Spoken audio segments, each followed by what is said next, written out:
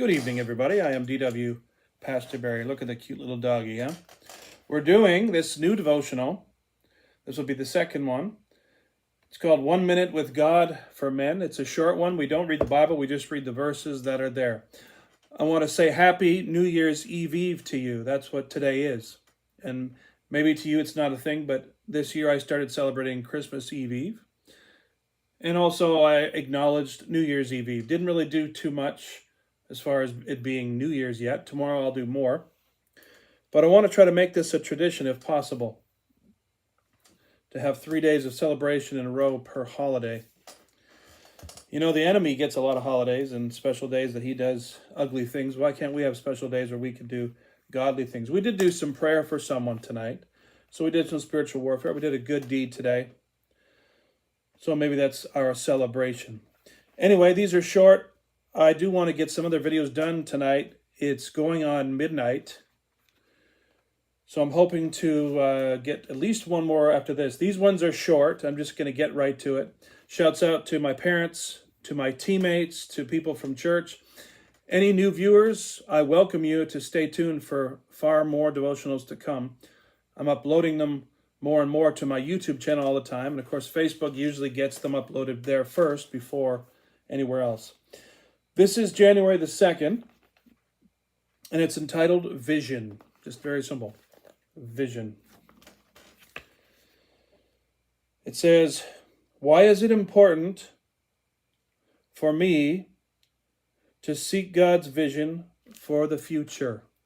Got a lot of questions in this devotional, questions and verses and whatnot. Hopefully it's going to be light enough in here. I've rearranged my office a little bit, so I'll do my best to see clearly what's going on. So let's read.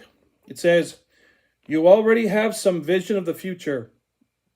Seeking God's vision breaks your bondage to small ideas that are not worthy of God or representative of God's work in the world.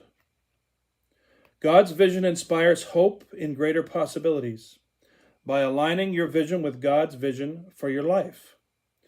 You will be able to navigate your future with purpose and clarity.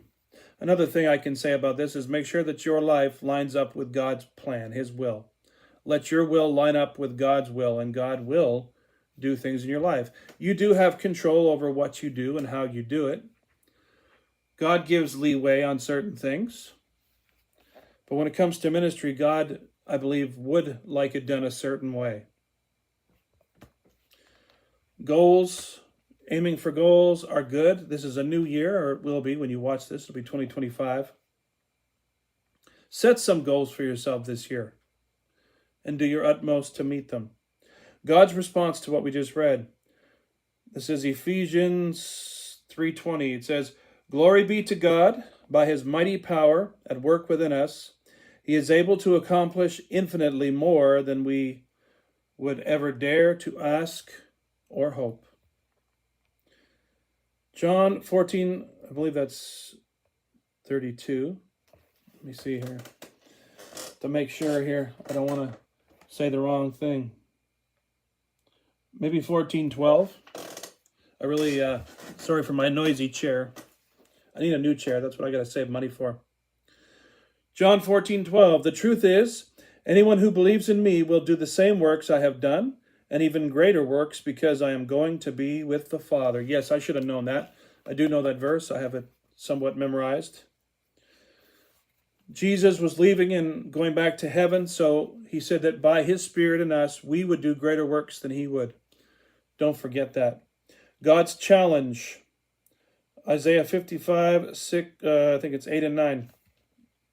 It says, my thoughts are completely different from yours, says the Lord. My ways are far beyond anything you could imagine. For just as the heavens are higher than the earth, so are my ways higher than your ways, and my thoughts higher than your thoughts.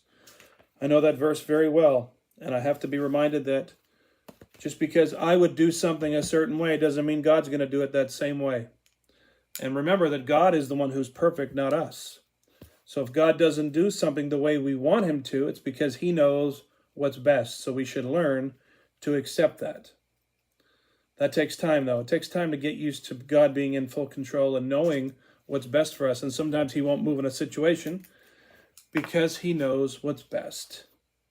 And let's leave it at that note tonight. God knows what's best, so trust him with everything in your life. God bless you guys. You'll probably see me tomorrow on New Year's Eve. So have a wonderful night. Have a great rest of your week, and I will see you in the next. Let me get it right here. 1 Minute with God for Men Devotional. See you later.